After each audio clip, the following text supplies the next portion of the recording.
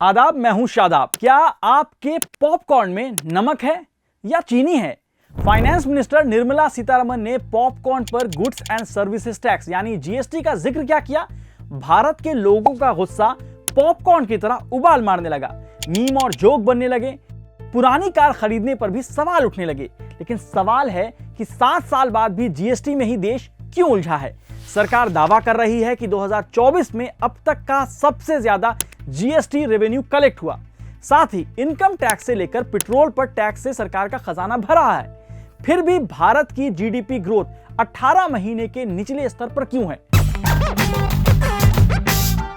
Video आगे देखने से पहले आपसे एक अपील, आप क्विंट को सब्सक्राइब करें, मेंबर बने।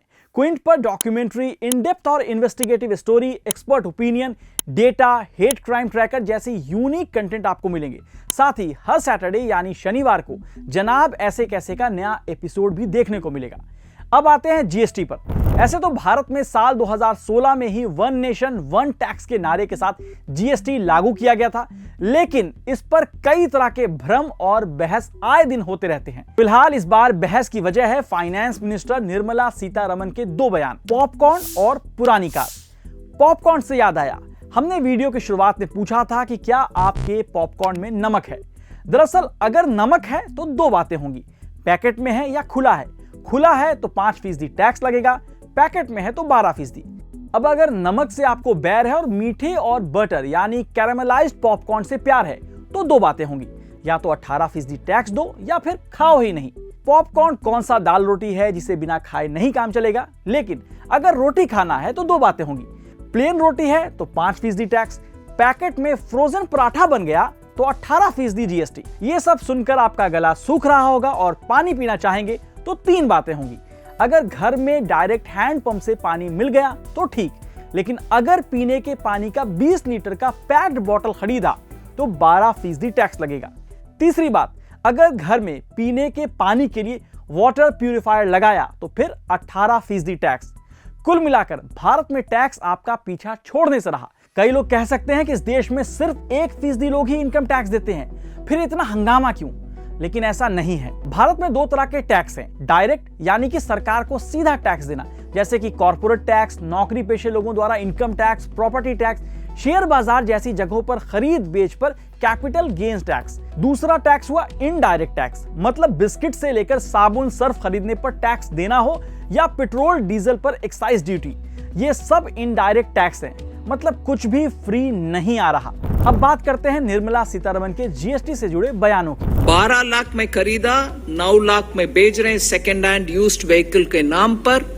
On the margin is only this 18% is being put, as would be for any used car. So it is on the margin, not on the entire amount at which the car is being sold. यही वो बयान है जिस पर बहस शुरू हुई। लोगों ने कहा कि यह गजब है, हम अपनी पुरानी कार को किसी दूसरे व्यक्ति को बेच रहे हैं तो किस बात का टैक्स? एक तो हम पहले ही खरीद से कम दाम में बेच रहे हैं और घाटे में हैं, उसके बाद टैक्स देकर और ज्यादा घाटा। हालांकि एक दिन बाद इस पर सरकार की तरफ से सफाई आई। दरअसल पुरानी कारों पर जीएसटी को 12% से बढ़ाकर 18% करने का प्रस्ताव किया गया। जब हमने 55वीं जीएसटी काउंसिल की मीटिंग का ब्यौरा पढ़ा तो पता चला कि अगर आपने एक कार 10 लाख रुपए में खरीदी थी और इसी कार को दूसरे व्यक्ति को या डीलर को 8 लाख रुपए में बेच दी तो आपको कोई टैक्स नहीं देना पड़ेगा। हाँ, अगर कार डीलर आपसे 8 लाख रुपए में खरीदी गाड़ी को 9 लाख रुपए में बेच दे तो उसे 1 लाख रुपए का जो मुनाफा हुआ, इसी मुनाफे पर कार डीलर को 18% जीएसटी देना होगा। हालांकि इस पर भी लोगों ने सवाल किए कि कार डीलर जो जीएसटी देगा वो कार खरीदने वाले या बेचने वाले व्यक्ति से ही वसूलेगा, यानी इनडायरेक्ट ही सही जीएसटी का भार आम आदमी को भी झेलना पड़ेगा। निर्मला सीतारमण और जीएसटी पर बहस की कई कहानी है। 11 सितंबर 2024 को ही ले लीजिए। तमिलनाडु के मशहूर होटल चेन श्री अन्नपूर्णा के मालिक श्रीनिवासन ने निर्मला सीतारमण से खाने वाले सामानों पर अलग अलग जीएसटी दरों पर चिंता जताई। श्रीनिवासन ने कहा कि क्रीम से भरे बन पर 18% टैक्स लगता है, जबकि सादे बन पर जीएसटी नहीं लगता है। कस्टमर कहते हैं कि आप सादा बन दीजिए, हम क्रीम खुद घर पर लगा लेंगे। वहां मौजूद सब लोग हंसने लगे, लेकिन एक दिन बाद श्रीनिवासन का एक वीडियो तमिलनाडु बीजेपी ने शेयर किया, जिसमें वो वित्त मंत्री से माफी मांगते दिखे। जीएसटी सिर्फ क्रीम वाले बन पर ही नहीं बल्कि पढ़ाई लिखाई वाली बेसिक चीज जैसे पेन, पेंसिल, शार्पनर पर भी 5 से 12% जो है वो जीएसटी लगते हैं।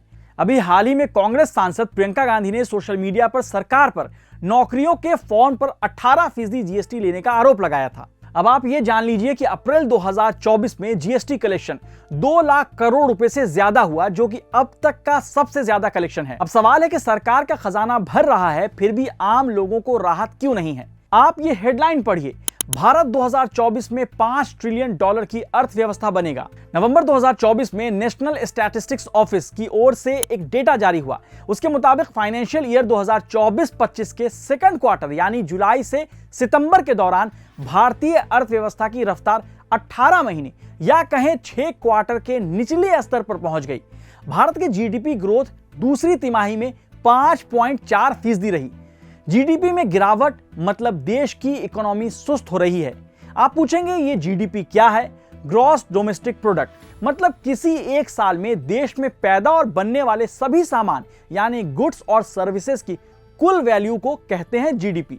इसके जरिए पता चलता है कि कृषि से लेकर manufacturing, gas supply, mining, hotel, construction, real estate, insurance sector ने कैसा परफॉर्म किया है। जीडीपी में गिरावट के पीछे कई वजह हो सकती हैं, जैसे इंडस्ट्रियल स्लोडाउन या इन्वेस्टमेंट की मांग में नरमी।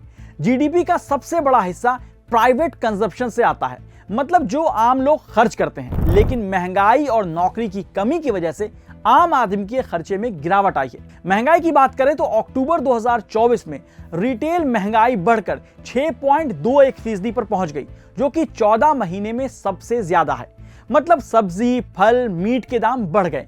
अब महंगाई का बढ़ना और घटना प्रोडक्ट की डिमांड और सप्लाई पर डिपेंड करता है। अगर लोगों के पास पैसे ज्यादा होंगे तो वो ज्यादा चीजें खरीदेंगे। अब आप में से कोई कह सकता है कि तो सरकार क्या करे? सरकार चाहे तो पेट्रोल डीजल के बढ़े हुए दाम को कम कर सकती है। पिछले 2 सालों से देश के लोग विकास की उम्मीद में 100 रुपए लीटर के करीब पेट्रोल खरीद रहे हैं। अगर आज दिल्ली में 1 लीटर पेट्रोल की कीमत 94 रुपए 72 पैसे और डीजल 87 रुपए 62 पैसे है, इस 1 लीटर पेट्रोल का बेस प्राइस 55 रुपए 46 पैसे है, किराया 20 पैसे, डीलर का कमीशन 3 रुपया 77 पैसे, केंद्र सरकार का टैक्स 19 रुपया 90 पैसे और राज्य सरकार का 15 रुपए 39 पैसे। ये सब मिलाकर आम पब्लिक को चुकाना पड़ता है 94 रुपए 72 या 77 पैसे। सरकारी तेल कंपनियां फायदे में हैं, लेकिन आम आदमी नुकसान में। इकोनॉमी तभी ग्रो करेगी जब आम लोगों के हाथ में भी पैसा होगा। पैसा होगा तो लोग ज्यादा चीजें खरीदेंगे, खर्च करेंगे। साथ ही सरकार को जीएसटी रेट पर भी काम करना होगा। कंफ्यूजन और बढ़े हुए टैक्स को कम करना चाहिए। सरकारी इन्वेस्टमेंट को भी बढ़ाना होगा। ऐसे कई रास्ते हैं जिसकी जरूरत है, नहीं तो पॉपकॉर्न की तरह जनता का गुस्सा भी फूट सकता है। फिर लोग पूछेंगे, जनाब ऐसे कैसे?